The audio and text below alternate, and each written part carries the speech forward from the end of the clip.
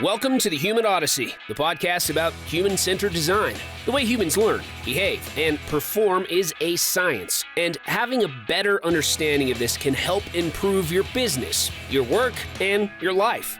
This program is presented by Sophic Synergistics, the experts in human-centered design. So, let's get started on today's Human Odyssey.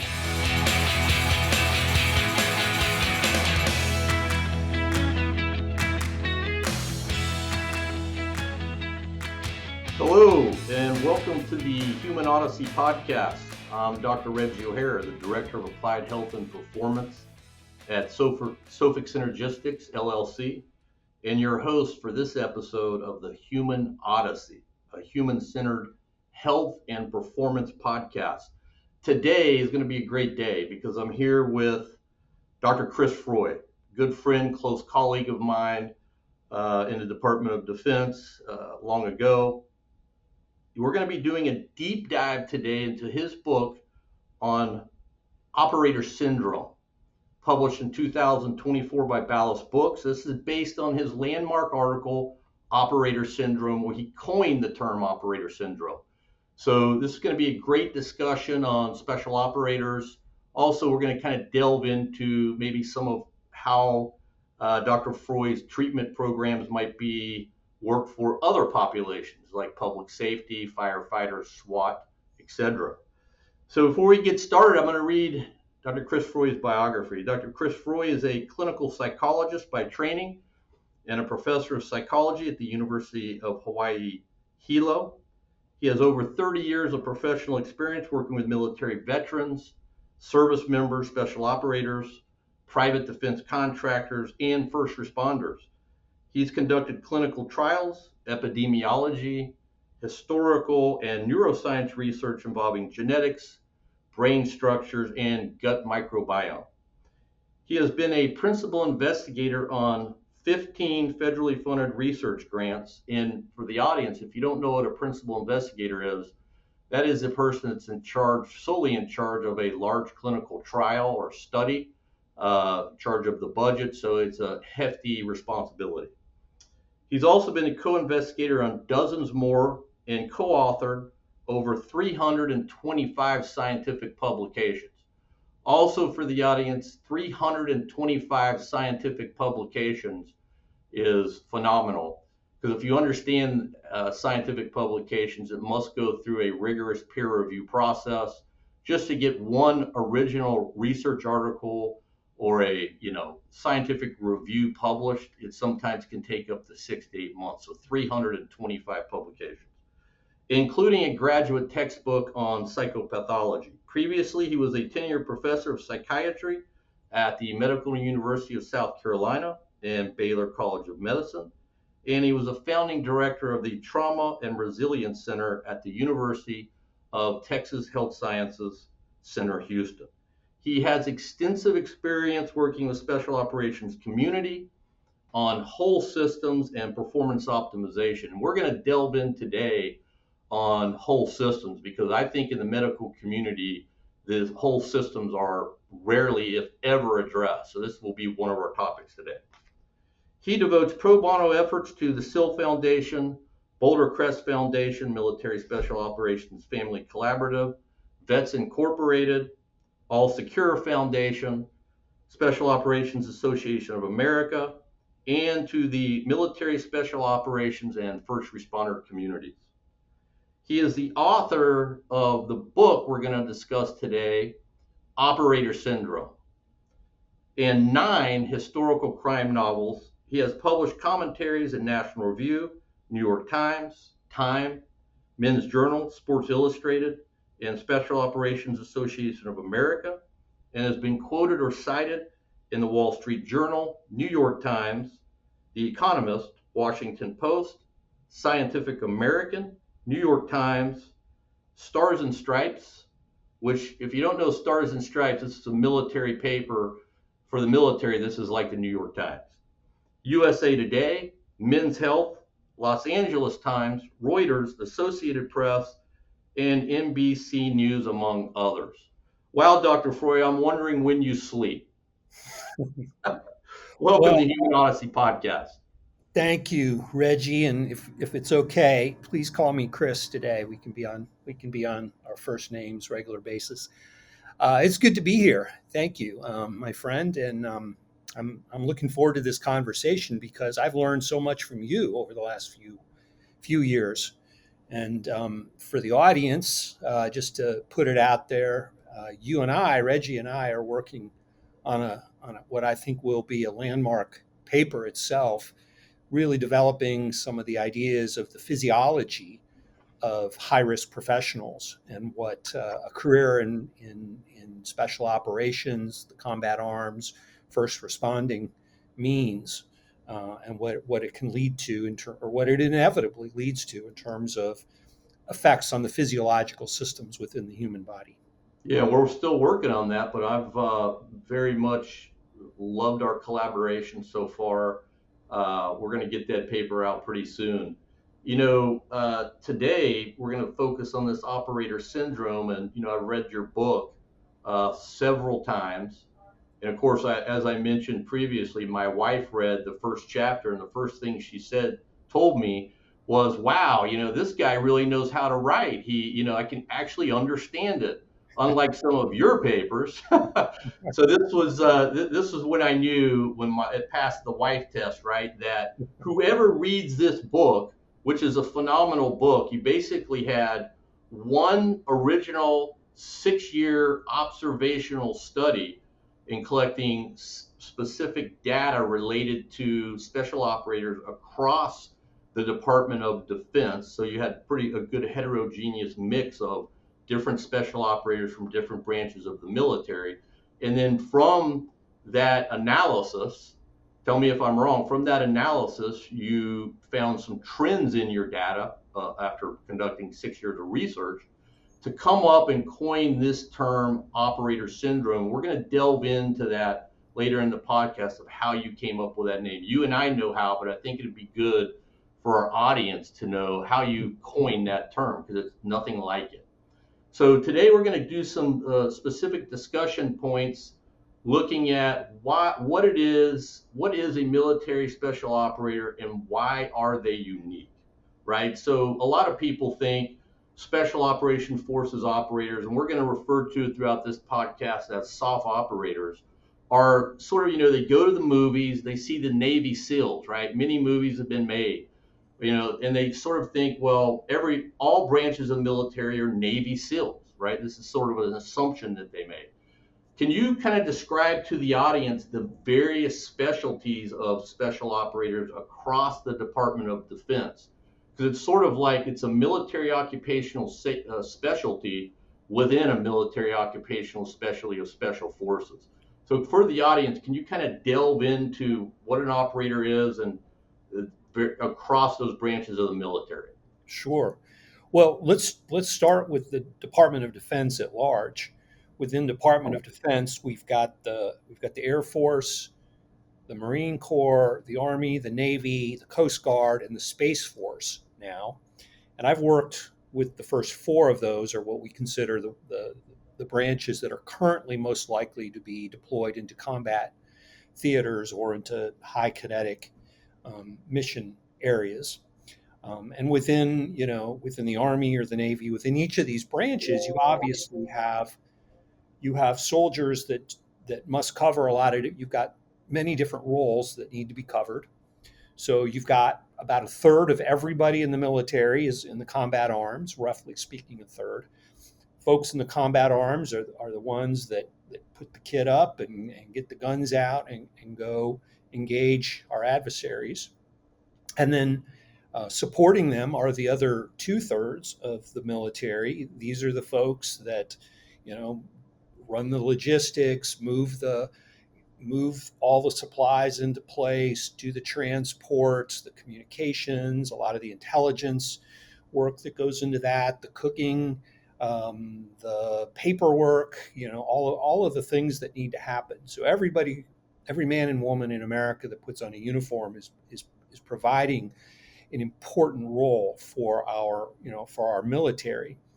Um, Within the combat arms, we have, we have infantry, we have artillery, we have tankers, We have, many roles, but the group we're here probably focusing most on today are special operations. And every branch has their own special operation um, group. So in the Navy, Naval Special Warfare, they have Navy SEALs, they have the SWIC, the fast boat pilots, they have EOD technicians, explosive ordnance disposal technicians, work closely. In the Army, you think of the Rangers, the Green Berets. In the Marines, you've got Force Recon, Marine Force Recon, MARSOC Raiders. You've got the Air Force has combat controllers. They are the ones that go behind enemy lines, often by themselves, or in very small units to identify targets for to be hit by missiles or bombs. And then they also have the PJs, the pararescuemen, who are often dropped, parachuted into dangerous, hostile, often behind enemy lines kinds of environments to rescue other Americans who may have been shot down or stranded in some form or fashion. So and then we have special units even within the special military. So we've got what sometimes is referred to as white SOF and black SOF. White SOF, a Navy SEAL right out of BUDS training and selection would be white SOF. A few years into their career, if they are encouraged to, they might go and try out for the black SOF. The Tier 1 unit is in the Navy SEALs is known as Development Group. There's a colloquial name for that, a popular name for that. But Development Group is the formal term for it. Most of the units have some version of a Tier 1 unit. These are often very secretive. Many of them have names that people wouldn't even recognize. Many of them some of them don't even really have names. And so what can we say about military special operations? Well, the first thing is they're very elite. I think that's well understood. They are I don't know the exact data, but let's just say they're the 1%, maybe the 1% of 1%. To get into a tier unit is even more competitive. I won't quote actual numbers, but like, for example, if you start with 100 soldiers in a selection, trying out to be a Navy SEAL or a Green Beret, only a small percentage of them will actually complete the full assessment and selection process. So it might be 6 out of 100, might be 10 out of 100. It's elite, and to get to that point, you're talking about a soldier who is not only physically tough and in just immaculate physical shape as a tactical athlete. Really, we're talking about tactical athletes, but also emotionally tough. I think if you talk to almost anybody in special operations, they'll say the selection was more mentally tough than it was physically tough. Correct. Right. And another piece of this that I think often kind of doesn't get into the minds of most people is how intelligent operators are. There's one data point I saw that your average Navy SEAL, their IQ is above the 85th percentile, which is the same average IQ of somebody who graduates from the Naval Academy. So we're talking about highly intelligent people, mentally resilient, physically tough and rugged. And that includes the ability to run, to carry heavy weight, to dive, to jump out of airplanes, perfectly good airplanes, to rappel out of helicopters. I mean, the physicality of the job, just day in and day out, is enormous. Yeah, Chris, we kind of compare them to athletes, but I always, when I'm talking to people, they're talking about elite NFL Division I collegiate athletes, and I always say they would never be able to even compare to a special operator. The special operator has to have everything they have times 4, right? They have to have strength, they have to have power, they have to have endurance, they have to be able to climb with 160 pounds on their back to 15, 20,000 feet, right? They have to descend from 15 to 20,000 feet. They have to be able to operate in hot, humid climates, austere conditions, Mm-hmm. right? And they have to have power. They have to have agility. So it's like, a whole spectrum of the physiological system must be robust to meet the mission demands at any moment. And they have to be able to do all of that after not having slept for 3 days. So Correct. sleep deprivation is a part of it. And I mentioned the IQ. I mean, you have to be highly intelligent to do what they do. But you also, I think there's another element that's not as easily captured, which is the problem solving. You and I, we went and got PhDs and we know lots of highly intelligent people, but it's the ability to think outside the box under extreme pressure in the moment as things are happening really fast around you and to be able to problem solve. And I think that gets us back to another thing that maybe a lot of people won't understand is when it comes to the missions that special operators do, they're given the objectives. Officers give them the objective, but they plan the missions themselves. It's not officers saying, "Here we're gonna go up this hill and we're gonna turn left and then we're gonna go do X, Y, and Z." They give them the mission set. They say, "Here's the problem. We need this person rescued. Go figure it out." And that's what being an operator is really all about. They're highly creative, problem-solving individuals. And based on the fact that we've kind of covered for the audience the wide spectrum of intelligence, physiology, I want to read an excerpt out of your book that describes. I look at it when I was at the Center for Intrepid and I started at the Special Operations Performance and Recovery Program. And this is sort of I think I have told you the story before. So as I'm coming in from the Air Force Research Lab into the Army as a researcher at the Center for Intrepid, the director for Center of Intrepid says, Dr. O'Hara, we need you to help start some sort of a military rehab program. And I said, I have a perfect idea, something I've been wanting to do for a very long time, but I haven't been in the right ecosystem, meaning a clinical rehab environment with an interdisciplinary team like at the Center for Intrepid. And then I embarked on a quest to work with some of our clinical psychologists to develop this program and presented the idea to the Ranger Commandant Officer, RCO at 75th Ranger Regimental Command, who's Colonel Todd Brown. I think he's a general now. I go into his office and present this, and I'm going through my slide presentation, and halfway through the presentation, Colonel Brown goes, "No, go back to that slide. That's what I want. I want this special operations performance and recovery program." And it was prior to reading your paper. One day I'm sitting in my office and one of our clinical psychologists comes in and says, "You got to read this paper published in 2020. I think it was around 2021, maybe 21. And it's written by this guy named Chris Frueh. It's about operator syndrome." I go, thank God someone finally addressed this.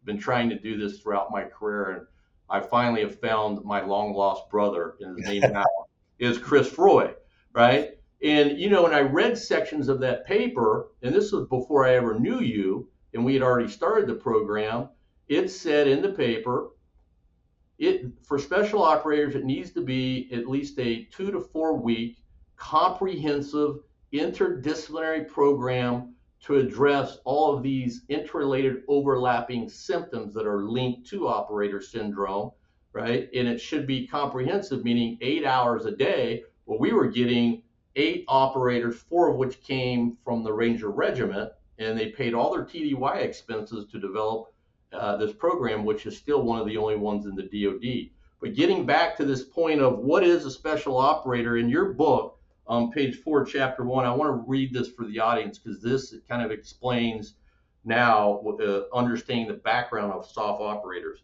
Imagine a male medical patient in his late 30s who describes the following symptoms to his doctor: low mood, insomnia, irritability, low motivation, low energy, and poor concentration. The patient's expression is flat. and his face looks weary. His shoulders are slumped a little, and he stares at the floor a lot. During the clinical interview, he acknowledges that he's been drinking heavily for the past few months and arguing with his girlfriend. He doesn't understand what is wrong with him. He's never been like this before. In most modern medical settings, this patient is virtually guaranteed to receive a diagnosis of major depressive disorder, probably at least one or two other psychiatric disorders. If he's a service member or veteran, he's also likely to be diagnosed with post traumatic stress disorder, PTSD. Prescriptions will quickly follow. Over a short period of time, the patient is likely to find himself with a daily regimen of at least two antidepressant medications, sleeping pills, and possibly a mood stabilizer or both. Many veterans reporting being prescribed over 20 different medications at a time by the Veterans Administration clinicians, VA clinicians. This rings true to me because after working nearly 2.5 years with over 100 mid-career soft operators that flew in to attend our SPAR program, this describes perfectly, I would say, at least 80% of those who came through the 4-week comprehensive program. So, that being said, now I want to delve a little bit into what I previously noted during the opening is this whole systems approach. Many people that I've talked about with the whole systems approach, I know the definition, you know the definition, obviously, because this is what we do. But kind of describe this whole systems approach that you're taking that you believe works, which I believe it does, and sort of get into that a little bit. Define what it is and why this approach, this whole systems approach, might be better for this unique population of soft operators. Well, let's introduce a word here or a phrase here at this point, and this is something you and I have discussed, and we're writing. We've discussed extensively, and we're writing about. The phrase is allostatic load, and allostatic load is another way of thinking about the whole systems. So, whole systems just refers to all of the systems in the human body. We have to think about all of them, and we have to think about the ways in which they are affected by each other. And that's really what allostatic load is. In fact, if I may, you introduced me to a really excellent definition. So if I may, I'm going to read that definition. Yeah, absolutely, Chris, because a lot of people, even in the military, and I don't know if you've experienced this, but I know I have. If I go into a room and go, well, this group of operators or whoever they may be, firefighters, are in an extraordinarily high allostatic load, most people, even clinicians, go, what the H are you, what is allostatic load? So this is Right. Good. Let's get into this. Right. Most people, including psychologists, social workers, psychiatrists that I work with, this is not a familiar term to them. So here's the definition. This is the Ewan and Stellar, 1993, defined allostatic load as, quote, the strain on the body produced by the repeated ups and downs of physiologic response, as well as by the elevated activity of physiological systems under challenge, and the changes in metabolism and the impact of wear and tear on a number of organs and tissues that can predispose the organism to disease. In other words, we're talking about whole systems. We're talking about all of the human physiological systems. So that's the nervous system, the endocrine system, immune, metabolic, musculoskeletal, respiratory, perceptual systems, cardiovascular system, and then the way in which they all cascade into our social systems. So I extend it a little bit, I take liberty there and extend it beyond just the physiological. The physiological affects everything about our functioning. And that then in turn has effects on our social systems. So our marriages, our parenting, our work within a unit or within a command structure or on the job, in our society, at church, etc. Everything is interconnected. You injure the brain, it's going to affect the gut. You injure your elbows, that chronic pain is going to change the way you move, the way you hold your body, the way you lift things. That will affect other parts of your musculoskeletal system. That will affect your sleep. That will affect your concentration and your mood, et cetera, et cetera, et cetera. And unfortunately, as you know, in modern medicine, we tend to think everything is sort of put into a lane. We put everything into a silo. So if you have, I'll go back. If you've got elbow problems, that's going to go. You're going to go see an orthopedic expert. That expert is probably never going to ask you about your sleep, your mood, your metabolic functioning. If you're having sleep problems and they send you to a sleep specialist, your sleep specialist is not going to ask you much about your nutrition. They're not going to talk to you about your metabolic functioning. And this is a problem for all of us in modern healthcare, is everything is siloed in a way that nothing is brought together in any kind of thoughtful, comprehensive manner. It's especially important for high-risk professionals who are really taking on massive amounts of allostatic load. I mean, the allostatic load is inevitable. If you're a combat controller in the Air Force or Navy SEAL, it's through the roof, and that's part of the job. It just goes with the territory, and they suck it up, and they don't complain, and they do the job no matter what, year after year after year, until things start to break down a little bit. And that's part of what I think what we're here to talk about is, with operator syndrome as a framework, we can use that to not only mitigate long-term injuries, but we can use it to improve performance throughout a career, from the very beginning to the middle to the end. And along the way, we can use this framework to identify specific injuries, to treat them, to repair things, to allow the body and the mind to heal. And then, of course, post-career, there's a lot of things we can do to help improve and treat injuries and impairments. And that's really what this is all about. So yeah, Chris, let's go back real quick to operator syndrome. Let's, for our audience, define, what operator syndrome is. How did you come up with the name operator syndrome? I know it's specific to a constellation of overlapping and interconnected symptoms that are linked to operator syndrome. Can you expand on first how you came up with that term operator syndrome, and then what are those interrelated and overlapping factors? Right. So just to tell the story a little bit. So my background, I'm a clinical psychologist. I spent 15 years working in the VA system in a PTSD clinic, treating post-traumatic stress disorder, working with veterans certainly all the way back to World War II. In the 90s, when I was at the VA, I had patients from World War II, Korea, of course, many Vietnam veterans, and we were treating a psychological disorder called post-traumatic stress disorder. It's real. It's very treatable when you identify it properly and start treating it properly. But what I came to find, and this is going back about a decade now, a little over a decade. I had left the VA in 2006, and in the early 2010s, I was having conversations with some former operators who had recently left the service, and they weren't all from the same branch. There was a Navy SEAL, maybe a couple Navy SEALs, there were a couple Green Berets, there were a couple paramilitary guys from the three-letter agencies.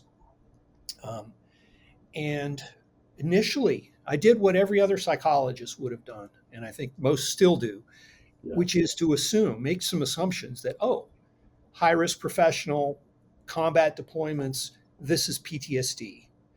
And that description that you just read of that guy with his head down and looking sad that was actually in my mind when I wrote that. I was thinking of one of those Navy SEALs, and we got him started on Prozac. We got into the conversations early on, and what quickly sort of emerged for me was he didn't have PTSD. He did not have the specific fear responses or fear reactivity that you expect. He could openly talk about his war experiences. He was not avoidant of anything related to military or war. He enjoyed shooting. He enjoyed doing many of his former military activities. And it was a little bit confusing to me. What is going on? This is not what I was expecting.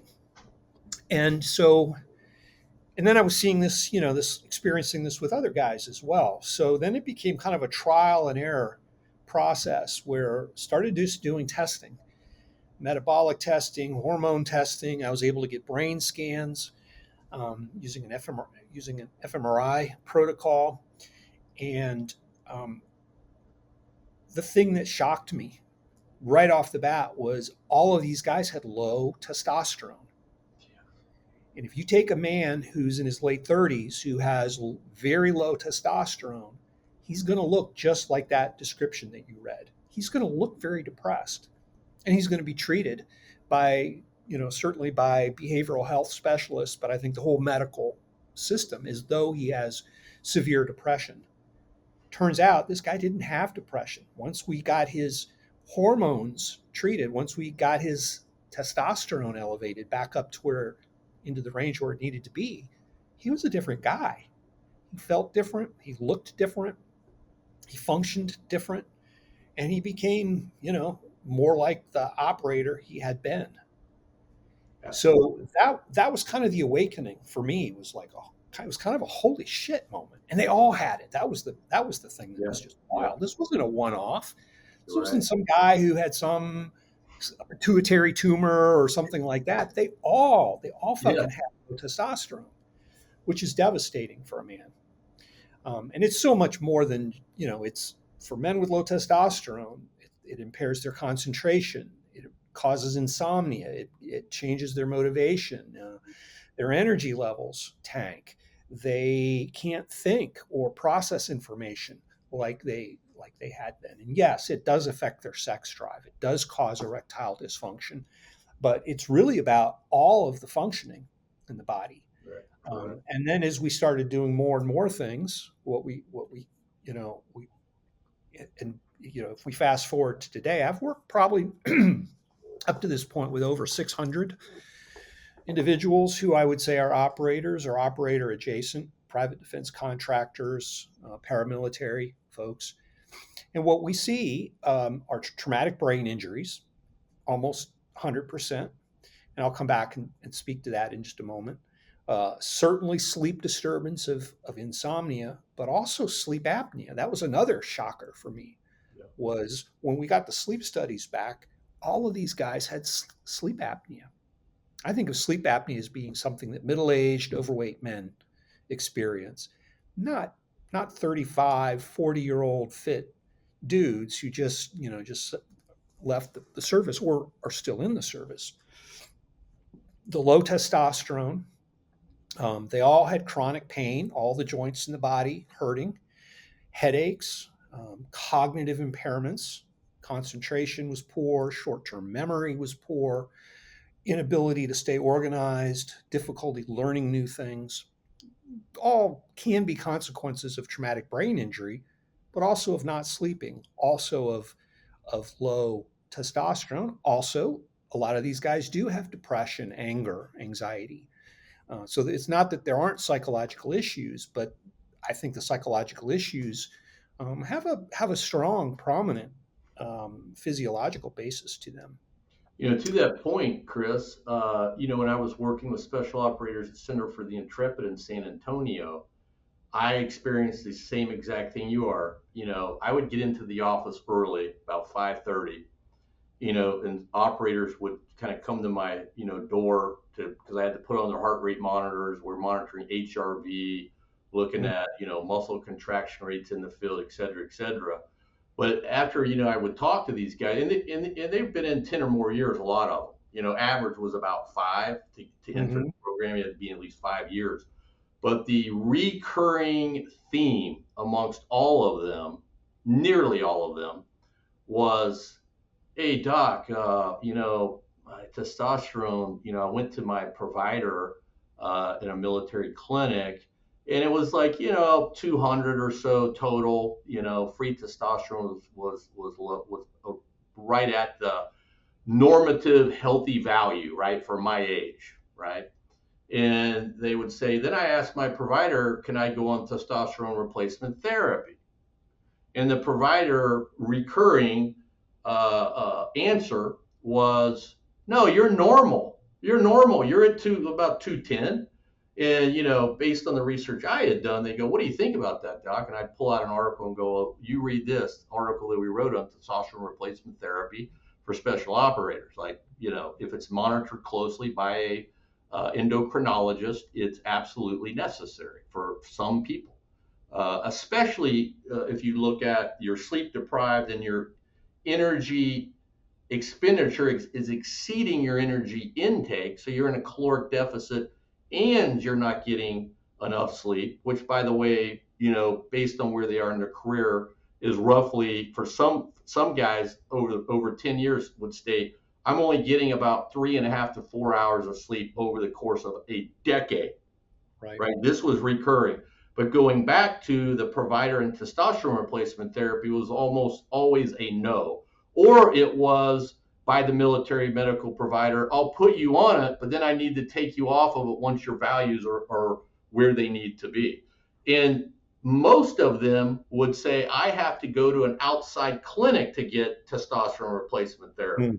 Mm-hmm. Can you sort of discuss that? Like, why is it so many military medical providers view these individuals, which obviously they're operators, as just like, well, they're just normal, healthy, normal service members, they're sitting behind a desk or whatever they may be doing. Not saying that that's, not important, but these guys are doing something that's kind of beyond physiological comprehension, right? And cognitive comprehension. So can you kind of discuss that a little bit? Why do you think that's going on? And do you think it's improving? Do you think it's getting better?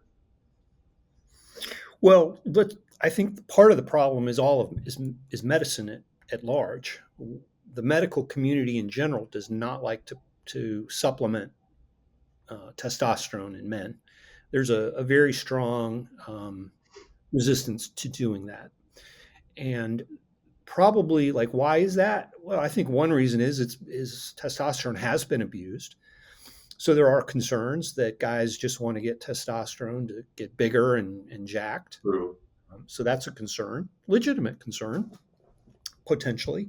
Another concern, I think, is that if somebody's testosterone is supplemented, replacement therapy, that can lead to, if it's endogenous hormones, then the body stops producing its own testosterone and then needs to be supplemented forever from that point forward.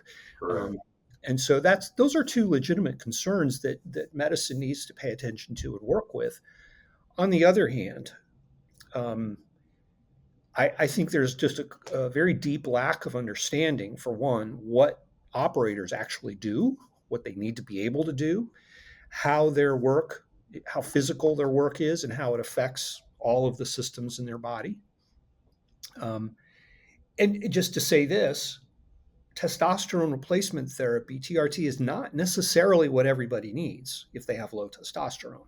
There are other things that can be useful, including just creating a space to get sleep and rest and recovery. That can do a lot. It's very common for an entire platoon to come home from a 6-month deployment and everybody's testosterone is depleted. And then a few months later, it comes back up a little bit. But you go through that cycle multiple times. It's easier for your testosterone to bounce back up for a guy in his 20s compared to a guy in his late 30s. Right. We also know there are dietary supplements and other things that can help. There are even other medications that can help. This is not my area of expertise, but Clomid, for example, has been very helpful for a lot of guys I know to boost their testosterone, and that they take it for 3 months, 4 months, and then they can discontinue it, and their testosterone remains in the healthy range. So there's a variety of ways attending to treat this. I think what's what's discouraging is how much resistance there is. And when there's that resistance, the conversation just ends. There isn't a let's take a curious approach, or let's take a trial and error approach, or even, hey, it looks low today, we're not going to treat it, but let's measure it again, in a short period of time, or let's plan to get 3 different measurements over the next few weeks. And so, is it different? Is it changing? Maybe a little bit. I think a lot of it depends on where the operator is. Yes, it does. Yeah. I think there's enormous variation based on just who the doctor is, what the system is, what the unit, what unit or what part of the branch of DoD or VA. You have the same issue in the VA. I've heard almost nobody getting good hormone care in the VA, but now and then I hear of somebody who gets it, who feels like they need. Yeah, that's true. The VA, when I've talked to service members, a lot of them say it just depends on the geographic location. There are really good VAs and there aren't so really good VAs. And there are good providers and not so good providers. I mean, just like everything in life, there's a lot of variation. Yeah. So in your book, you have a section in your book that you focus on healthcare needs of operators, sort of kind of linking onto what we just discussed. You state in your book, you write, these are unique, not special needs, right? Can you broadly kind of explain what you mean by this for the audience? These are unique because a lot of these operators, you call it the establishment in your book. Yeah. We'll go to the establishment and they'll say, well, you're not special. Well, how are you any different? Can you kind of allude to that a little bit? Yeah. Well, I'll share this story. 8 years ago, we had this idea at Houston Methodist Hospital, myself and some colleagues there, who were co-authors many of whom were co-authors on the operator syndrome medical paper. And we wanted to do a little bit of what you described. We wanted to develop a comprehensive program for operators at the hospital there, and we thought we had the right people, the right build out of folks to do it, but we also knew we needed money because modern regular health insurance, TRICARE, VA, nobody was going to cover this. And so we did get some funding from the state of Texas. We did get a Texas Veterans Commission grant for about $500,000, and that was a nice start to things.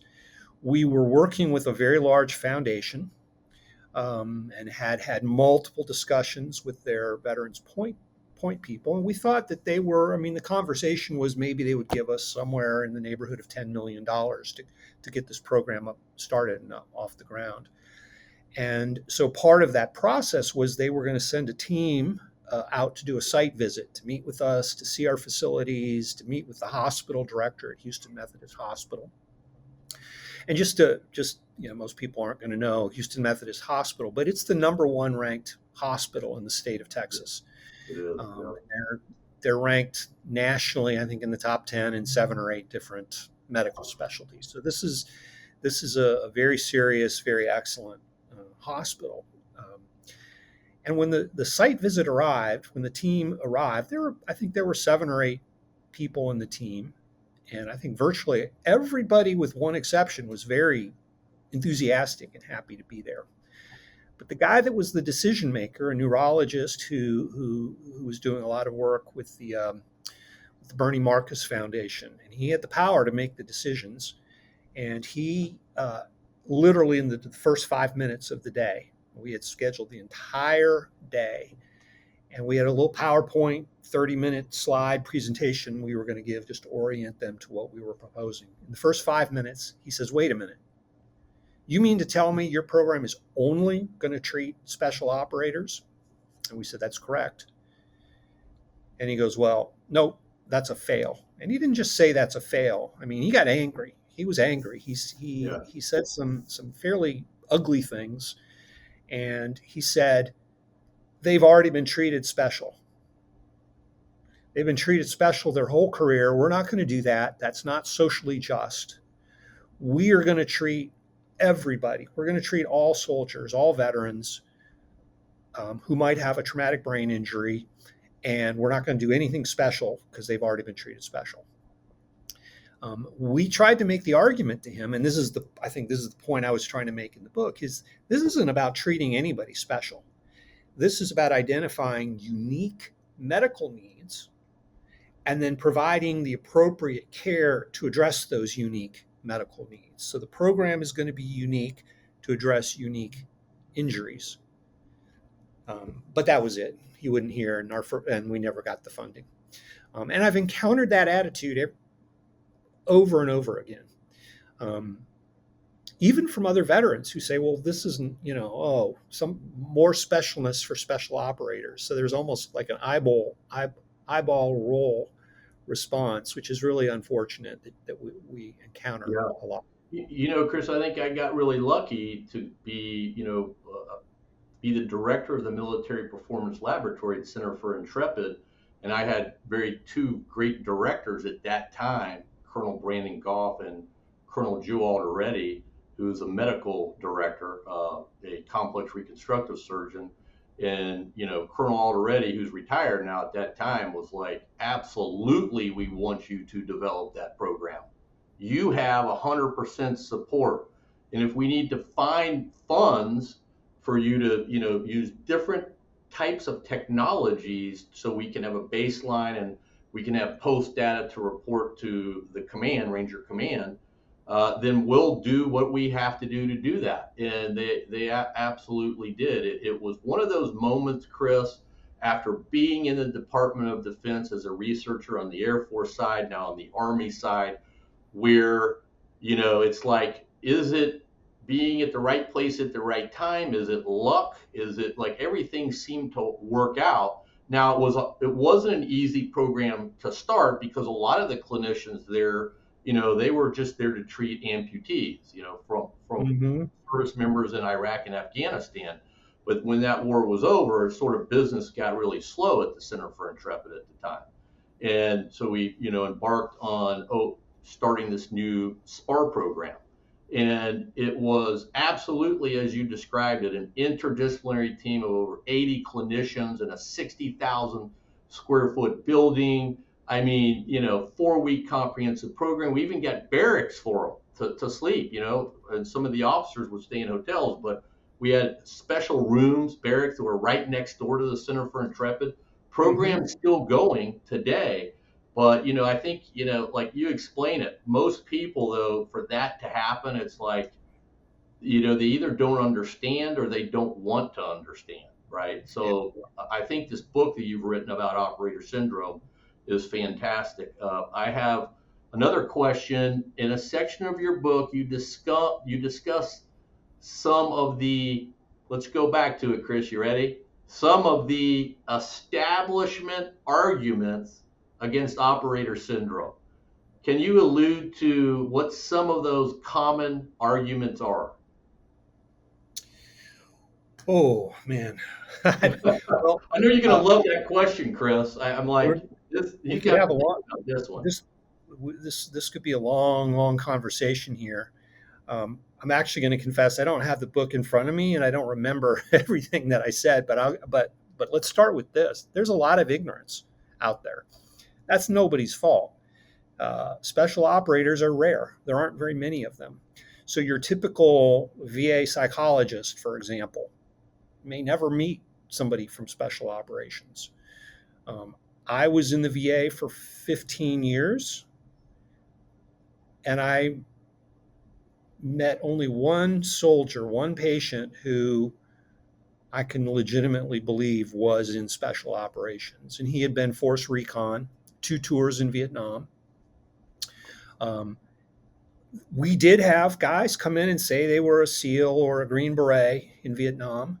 But when you looked at their DD-214s, they were not. They were not telling the truth about the nature of their service. That right there, I think, creates a little bit of a challenge for clinicians. Is clinicians become jaded? Oh, and now here's another guy claiming to be a Green Beret. Now, I think post 9/11, probably the last decade or so, there probably legitimately are more special operators going to the VA, just because there are more, because we've been fighting a much hotter war recently, and we've used special operations more than ever before. But let's start with the ignorance part. A real specific aspect of that ignorance is, not only do most people not understand what operators are, what they do, how they're trained, what their mission sets are, they can't wrap their mind around the op tempo. So it's not just that you did 15 years or 12 years or 25 years. It's you were going, going, going, going, going. It's not a you sit around the base and wait and you do one mission here, one mission there. When for example, a SEAL team platoon deployed to Fallujah or Ramadi, Iraq, they were going out. They were going out every day or every night, sometimes both. I know guys that did over 1,000 individual missions, which is not something most people really can comprehend. They saw the movie Captain Phillips, or they saw the movie Zero Dark 30, and they think, oh, these guys go on really special missions, and they do about one or two every few years. They're going, going, going. So that's a piece of it. The other piece, and I think this may be the piece that most people aren't going to understand, is it's the exposure to blasts is driving so much of all of the things we're talking about here. And so we have never fully understood blast exposures. We still don't. We never really thought of blast exposures as being a signature injury until very recently. So let me elucidate on this a little bit. If you're in special operations, you get trained across multiple weapon systems. You get trained in multiple roles. Everybody learns how to breach, which involves demolitions. Everybody learns how to use shoulder-fired rockets, for example. Not everybody's going to specialize in those, but everybody learns how to use them. Blasts, whether it's a breaching charge, a shoulder-fired rocket, even a sniper rifle, even a handgun, which has a micro blast, these blasts put out an invisible shockwave of overpressure that emanates from the center of the explosion. And if you're not standing behind a ballistic shield of some sort, and you're in close enough proximity, it's going to have a shearing effect. It's going to go through your body, including your brain, including your lungs, including your gut. And this is what we have not understood until very, very recently. These blast exposures cause damage to the brain in a way that's different from the brain damage of an impact force. So if you fall off a horse, or you get punched in the head a whole bunch of time, or you played football or rugby or lacrosse, whatever, you can get concussions. And concussions are a bruising of the brain. You get a lot of concussions or subconcussions, those add up over time. They accumulate, especially if you don't heal in between. That's one type of brain damage. Blast exposures cause a different kind of brain damage. Blast exposures, when we look at post-mortem, the brain of somebody after death who's had a lot of blast exposures, we can find a pattern of scarring in the glial cells. The glial cells are the support cells in the brain and the nervous system. They hold the neurons in place. They protect the neurons. They clean the neurons. They carry out the toxins and the wastes. They insulate the neurons, and they get damaged. And so somebody who has never been, quote, blown up, as in, oh, I was driving down the road, hit an IED, was unconscious for 10 minutes. Somebody who's never had something like that is likely to look like they're fine. When they go in to see a doctor, certainly years later, when they're evaluated at the VA and they are asked, were you ever blown up? Nope, never blown up. They have injuries that can't be seen. And we now are starting to realize that these blast exposure injuries have widespread physiological effects throughout the body.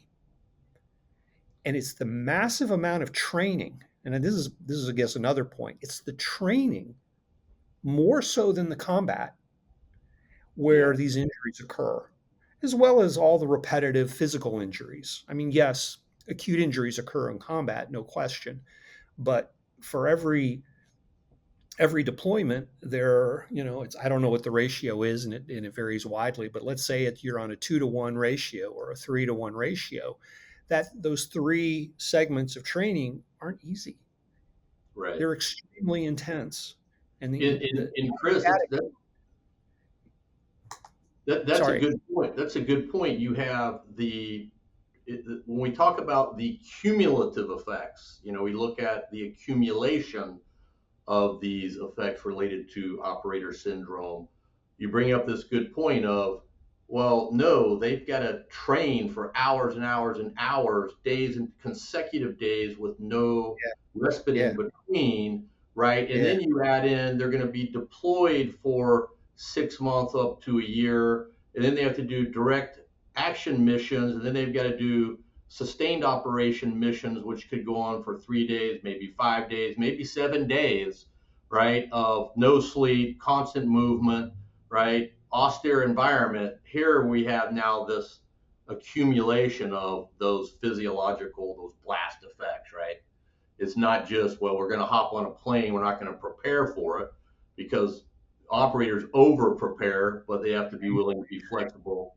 And then now we're going on missions for the next 6 months. Here's a data point.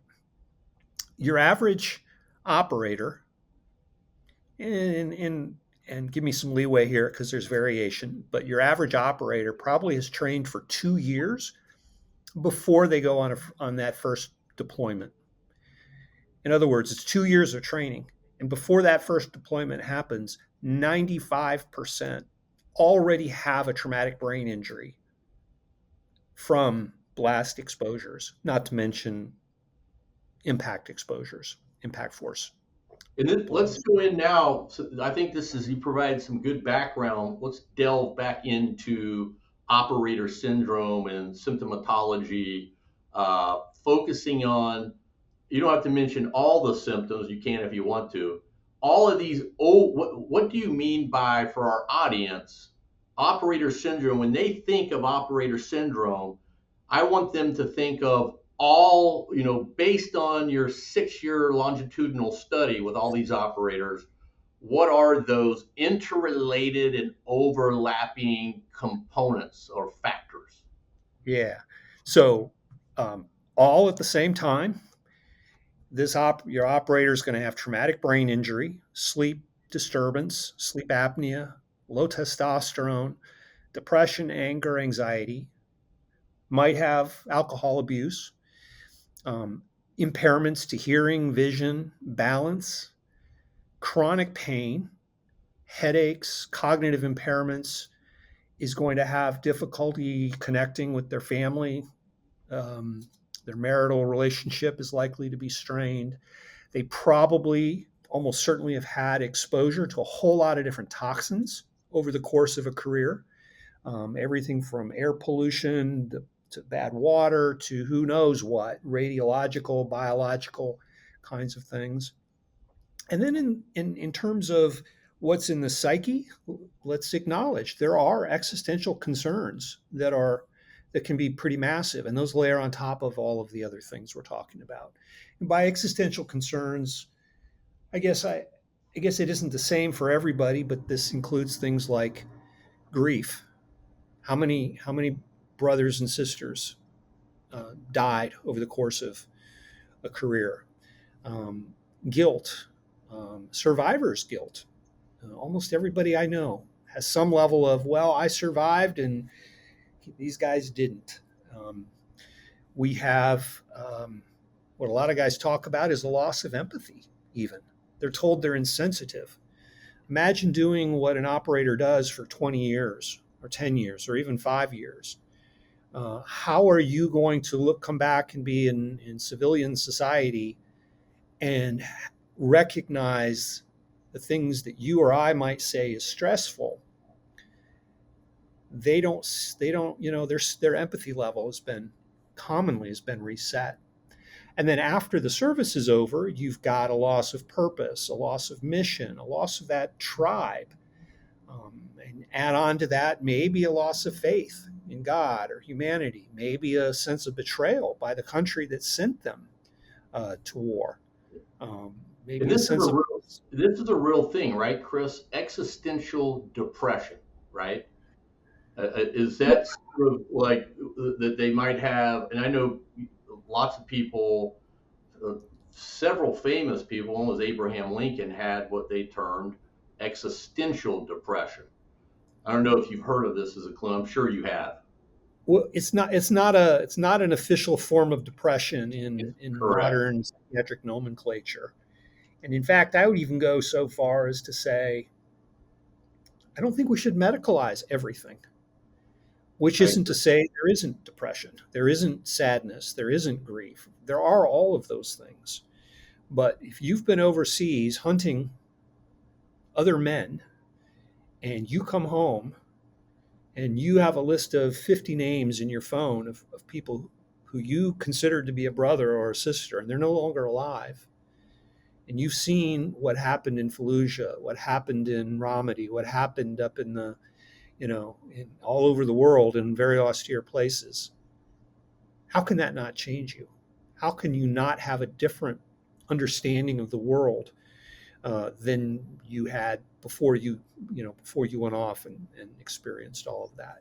I'm So gonna have to say this, Chris. Sorry to cut you off. We'll get back to it, but before I lose my train of thought, as I was working, my whole career, which was a 24-year career, and I retired from the Department of Defense. But I will tell you, the main groups I work with, a lot of military service members, just desk, basic military work service members that were doing important jobs. But when I started and I don't know how it happened, I started moving in this direction of, well, I want to work with special operators. Oh no, I'm going to I'm going to work with F-16 fighter pilots. It's sort of like, why am I going to all these elite groups? What is going on up here? I needed to see you at that point, probably. But as I work with this group, and develop relationships, I know you probably feel the same way. These are the most phenomenal human beings that you will ever meet. Like, just absolutely phenomenal in the things they will do to help you, to listen to you. And as you stated earlier, IQs, 85th percentile, physical beasts, right? Like, can do just about anything at any moment, but they're the most humble individuals I think I've ever worked with in my entire career. And when I would interact with them, was like, man, this individual has done like so many like things that they don't even talk about. I mean, they like unbelievable, and they never bring it up. They just move along, always operating on, how can I help you? What can I do? Let's get the job done. So it's just like, unbelievable experience I had with them. I want to delve quickly into operator syndrome, right? Where is the research going with operator syndrome? I know we have a new administration, right? Maybe we'll have to wait about a year to see what happens, but where do you see, I know, like, why aren't we doing more research on, could be allostatic load for special operators, could be operator syndrome for special operators, but do you see any hope for the Department of Defense saying, because they are preaching this, right? We want warfighter resilience. We want warfighter readiness. And as one of my mentors said, he's much older than me, Reggie, don't believe it till you see it. yeah, I have hope or faith, right? He's like, not in this ecosystem. So I still do have that. But where do you see this going as far as, you write a grant, you say, I'm going to address the special operations community, high allostatic load, submit the grant to the appropriate agency. I mean, do you think that we're at that point now where they're open to that? Because they haven't been. I haven't seen any action on any part of anyone in the yeah. Department of Defense that stepped up to the plate and said, actions. Let me see actions. Man, Reggie, I don't know. I don't know how to answer that question. I'm an outsider. I'm a complete outsider, and I have been this whole time. So I've never been, I've never worked for the DoD. Well, I have done some contract work, but I've never been, inside. I've never been active duty. I haven't worked for VA since 2006, and so I've been a complete outsider. I've not had any funding for the work I've been doing on my own for this group, this population over the last 10 plus years. It's just been me, um, and the people I work with. But in terms of funding, policy, official changes at the coming from above, I can't speak to that. I don't know of much of anything.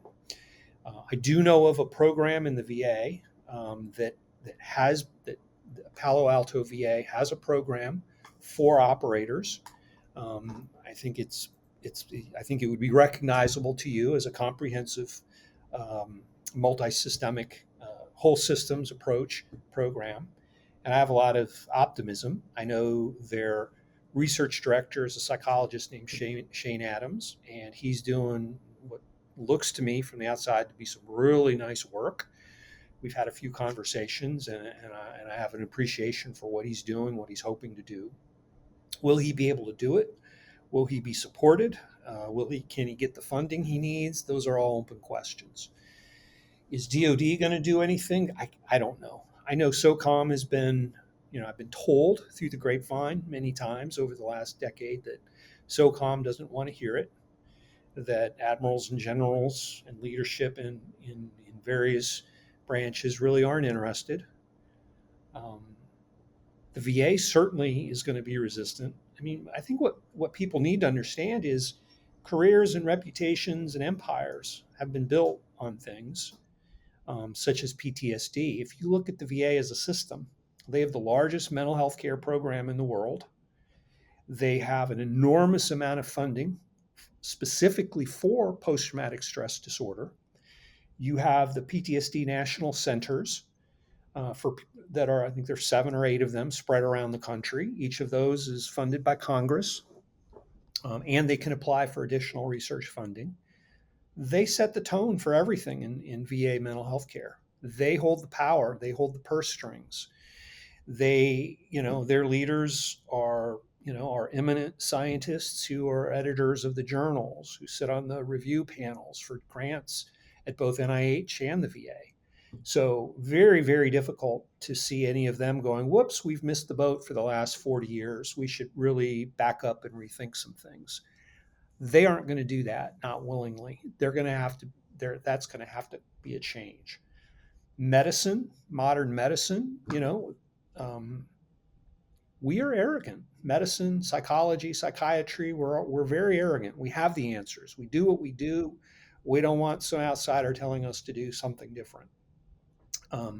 So change is going to be change, and it's more than just a little change. It's going to have to be a paradigm change. We're going to have to be able to say to VA, mental health programs, you're not all the shit. You're going to have to become a small part of what we do. We got to get sleep studies. We got to do endocrine. We got to do metabolic panels. We got to be attending to existential issues that may be more appropriate for chaplains than for psychologists. We got to be treating chronic pain. We got to be looking at the perceptual impairments of balance and vision. We need to really be pulling all of this together, and we need to include people who have treatments that are not traditional mental health treatments. And maybe I could just mention in one example, I would mention stellate ganglion block therapy. Yes, do mention. Stellate ganglion block therapy is a very effective treatment for reducing the physiological arousal that's associated with anxiety, anger, PTSD, insomnia.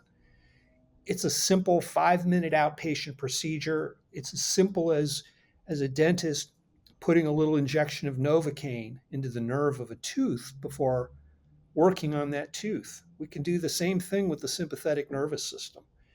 And that can lead to months, oftentimes up to 12 or 18 months of reduced physiological arousal. Part of the problem is psychiatry doesn't use that treatment. That's only neurologists and anesthesiologists can use that treatment. So if we really do this kind of paradigm shift, it's going to mean taking the footprint of behavioral health and making it much smaller and making those resources then available for neurologists to get it more involved, for occupational therapists to be more involved with what they do, for functional and regenerative medicine specialists, for sleep specialists, for endocrinologists, et cetera. And that's really what it's going to take. And that's not a hard thing to do.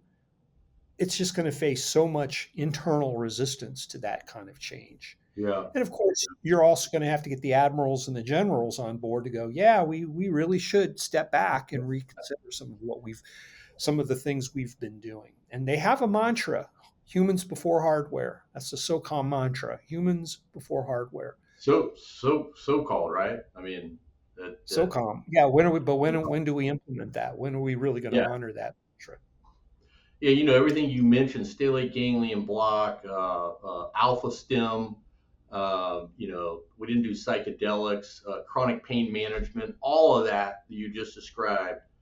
Again, maybe I was in the right time at the right place at the Center for Intrepid in San Antonio, Texas, right? Brooke Army Medical. You're in a very enlightened environment there.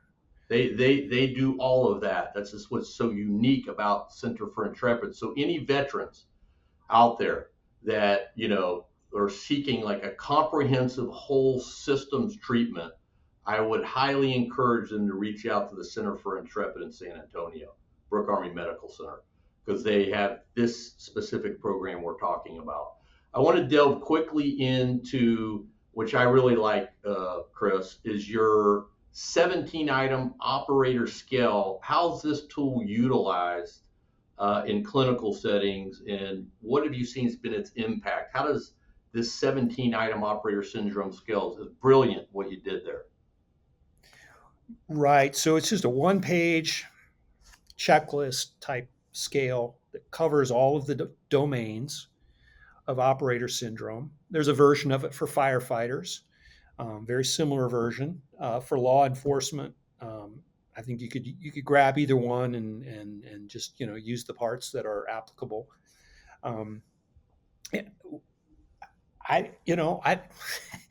It's just me, man. I don't know who's using it. It's publicly available. Anybody's welcome to use it. I know a few small groups here or there are using it for research or clinical purposes. What I often say in my presentations, in my workshops is, I might even hand it out and say, take a look at this. You don't have to complete it or give it back to me, but it's a way of educating yourself, maybe a way of having a conversation with a spouse, maybe a way of having a conversation with your providers, your medical providers, and orienting them. And by the way, the scale is available. It's probably out there on the internet somewhere. You can certainly find it on my website, chrisfrueh.com. It's free. The medical paper is also free. You can find it on the internet. If you Google, if you just do a search for operator syndrome paper, or operator search medical paper, that's there. You can get a PDF and download that. What a lot of guys have found to be really useful is to take these documents and go print them off, go through them, maybe with a highlighter, and then have a discussion with a spouse or other family members. Also take it to medical providers. A lot of guys have said, I can't get my doctor to prescribe or to refer me to get a hormone panel assessment or to get a sleep study. Then they get this paper out, they circle that section in the paper, they take it in, and the doctor goes, well, okay, I guess maybe we have a reason. And then so part of it is about educating and persuading your own care providers of what you need. Absolutely. And we've talked all this whole time. We've had this great conversation, Reggie, about special operators. But I do want to acknowledge that this is a broader framework, um, and it's a framework that I think can be useful to pretty much everybody in the combat arms, everybody who served in the combat arms, and it's certainly relevant to first responders of all stripes. And in the last year or so, I've done quite a bit of work with DEA agents, with SWAT officers. When I presented in Little Rock, Arkansas a few weeks ago, it was a mixed room of federal tactical agents, SWAT, local sheriffs, police departments, state police. Unanimously, they were, the reaction was like, you just described me. Wow, holy Yeah, cow! How yeah. how did you know? Nobody's ever Yeah. put it together. I like Like, that. I think you're reading my mind, Chris. It was some neural connection we just had because I was going to jump into that next.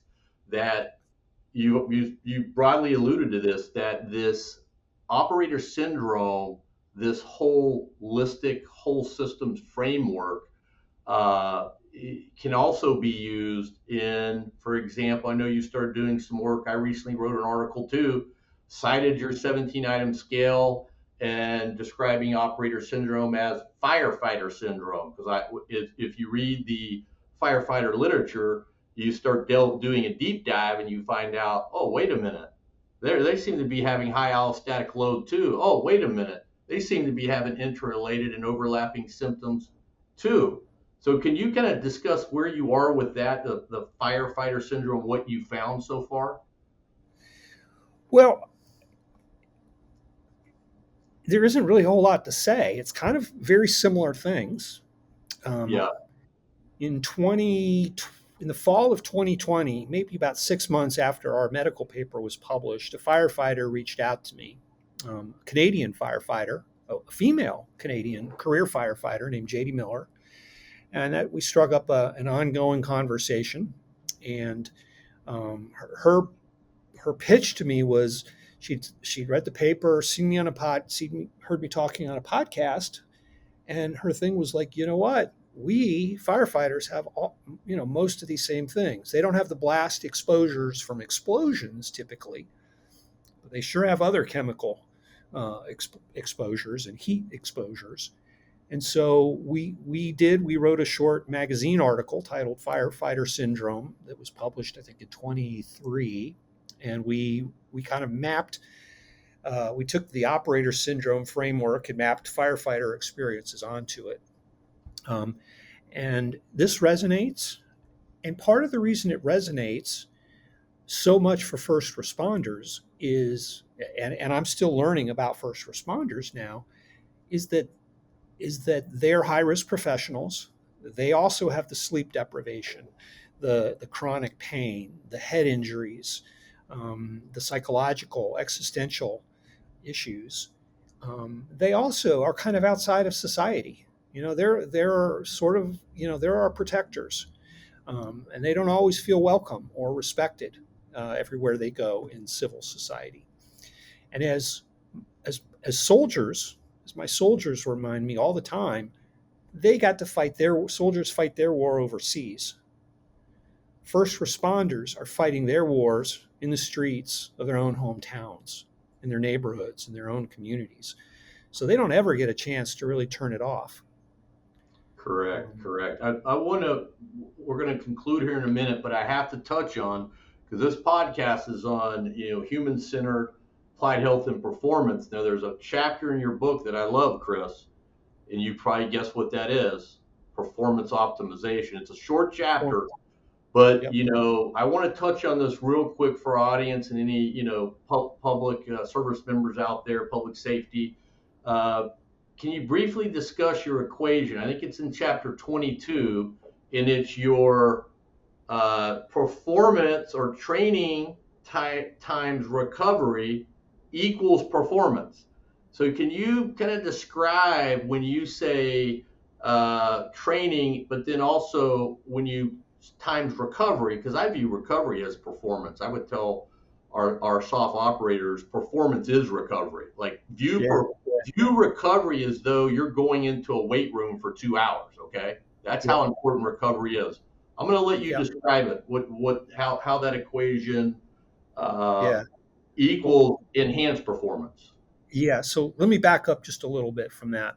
And I'm really glad you brought this up. This was the other thing I wanted to make sure we got to talk about for a few minutes. The whole point of the operator syndrome or firefighter syndrome or police syndrome, whatever we end up calling it, is it's a framework that can be useful for treating downstream injuries and impairments for sure. But another way of using it and thinking of it is it's a performance optimization framework to improve performance now and to extend the longevity of a career in a high risk profession. And then post career, I always remind my guys, you're training for whatever the mission is, right? When you're no longer wearing that uniform, when you've hung it up and you've moved on, you're still training. It's just that your mission is different. You're training so that when you're 60, you can stand up out of a chair and play with your grandchildren. When you're 80, you can play with your great grandchildren, et cetera. And I think what happens too often for elite, ambitious, hard charging, driven professionals is, and this is true across professions, I think, is we think about the importance of the hard work. I'm going to lift every day. I'm going to run every day. What we don't think about is the other piece of this equation. So if you want to get to good performance, yes, you have to work hard, but you also have to do the recovery. You have to put effort into the recovery, which means sleep. It means eating a clean, anti-inflammatory diet. It means, eliminating or reducing alcohol and tobacco. It means having recovery practices such as hot sauna, cold plunges, breathing, breath work, maybe meditation, journaling, whatever. Having these recovery and being very intentional about it. And that's what too many people forget about. So you're right. You're wasting those 2 hours of heavy lifting if you don't follow that with certain things that include protein and sleep and rest and recovery afterwards. That took me a long time, Chris, because you just described me. Hardworking, go out and, when I was running ultra marathons, I ran, over 20 back in my, early 40s. Don't do that anymore. But, it was always, no, I've got to run twice today. I've got to go out and run 5 miles in the morning, and then I got to go after work and run another 5 miles. That's 10 miles to prepare for a 100-mile race. So, as time went on, I found, wait a minute, what about recovery, right? Recovery is like 50% of that equation. It is. It really is. It really is. And that's the thing that we just lose too often. Um, and and I was talking to somebody the other day who's late 40s operator, and he was talking about running and how hard running is. And I was like, wait a minute, stop running. You shouldn't. Right. Why are you running? You don't need to run. That's not your mission anymore. You're not training to need running again. Yeah, do some cardio, but walking, swimming, elliptical, Yeah. walking is probably all you need to do as long you as you're know, doing the strength training component. Chris, when we were working with these guys, when they'd come in, these groups of operators, we had 8 soft operators would come into the SPAR program at Center for the Intrepid. And the main problem we had, you can probably guess, you're not here to work out 2 hours a day. When you do this program, we want you to understand the acronym is SPAR, Special Operations Performance and Recovery. You're here to recover. So that was like the most difficult thing. But as maybe the first week went by, then the second week, they were getting really the hang of that. Like, don't do anything after the 8-hour day. You're going to go through comprehensive therapy here, right? And we're going to have recovery devices you use, flotation restricted stimulation technique, float rest, right? This program is solely focused on recovery. We're going to put you in our pool at the Center for Intrepid, and we're going to do mild resistance training in the water. And after 2 weeks, I'd be in the locker room because I would get back from my run, of course. And I would hear these guys talking, man, this recovery thing, usually we went to another type of high performance program. They wanted us to, maybe start out. I was at a baseline of a 300-pound squat. Now, before I leave to go on deployment, I should be able to squat about 450 pounds. But these people are telling me to do, it's counterintuitive, do just the opposite. But then as we showed them their results, their testosterone levels, their sleep patterns, their heart rate variability, because we had them hooked up to sensors the entire time. They wore it in bed as well. And we actually showed them the data based individually. Then they bought into it, right? And by the end of the program, they were like, this is completely opposite of the way I thought Yeah. it would be. Yeah. So this thing of performance recovery should be Yeah. viewed as performance. Yes, yes, sir. And I'll give you my own example of that. I'm into wearables, fitness wearable technology, and I think that's really useful, valuable. I think everybody should be using something to be able to track their performance. Um, what I bought mine 5 years ago. When I first started using these things, and I've tried a lot of different products. I thought I was using these things to improve my workouts, to improve my times, to improve what I could accomplish. What I found was, I didn't need it for that stuff. I don't even look at that stuff anymore. All I look at is sleep and recovery.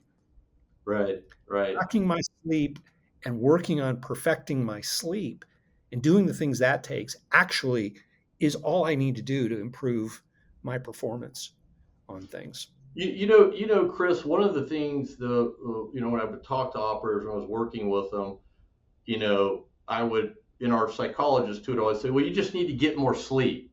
And they would go, yeah, that's easier said than done. What am I going to do? Go to bed, lie in a supine position, say, now go to sleep 8 hours.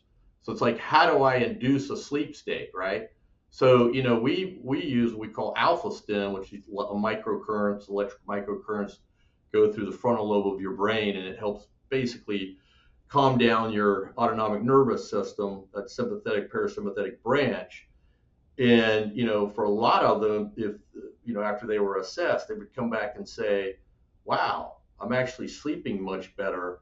But the resounding or recurring question was, how do I get sleep? Can you talk a little bit briefly on sleep hygiene? Well, sleep hygiene is a first of all, it's a horrible term because it implies cleanliness somehow. It's really just about the habits, and so building out habits, which I would say start in the morning.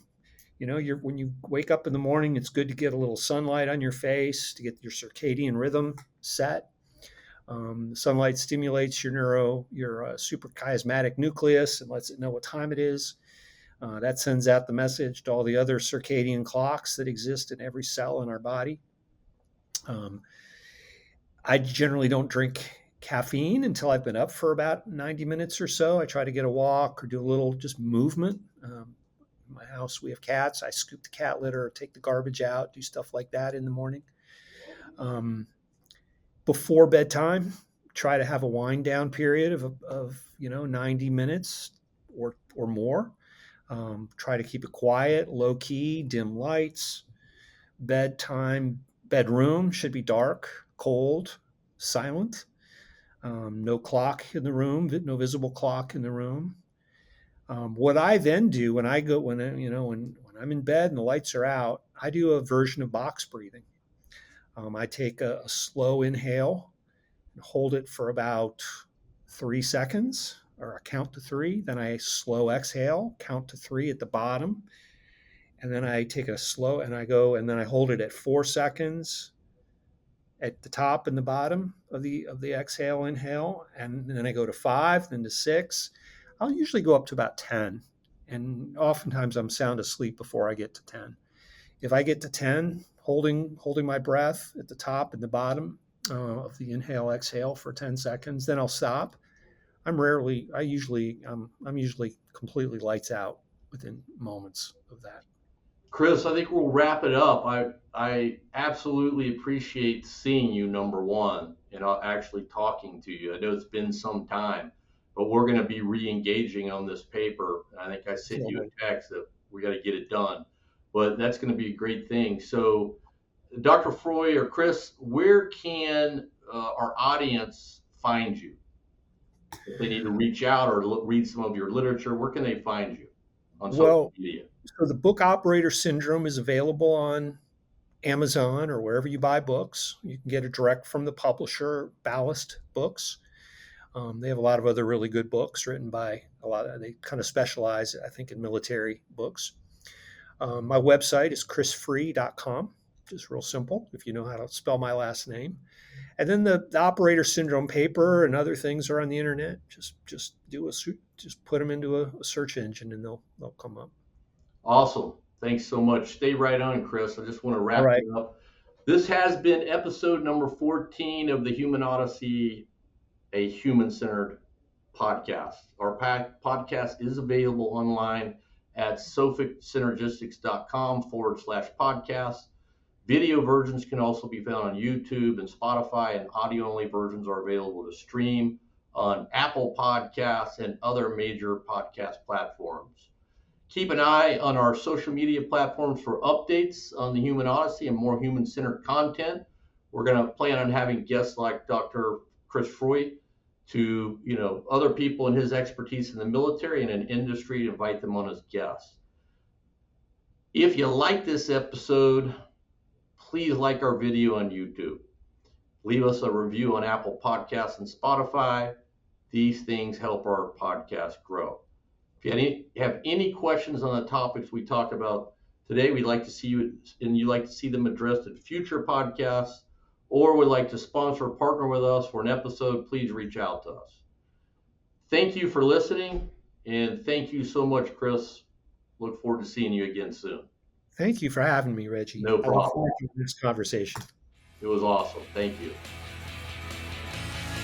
The Human Odyssey is presented by Sophic Synergistics, the experts in human-centered design. Find out more at sophicsynergistics.com. Get smart. Get Sophic smart.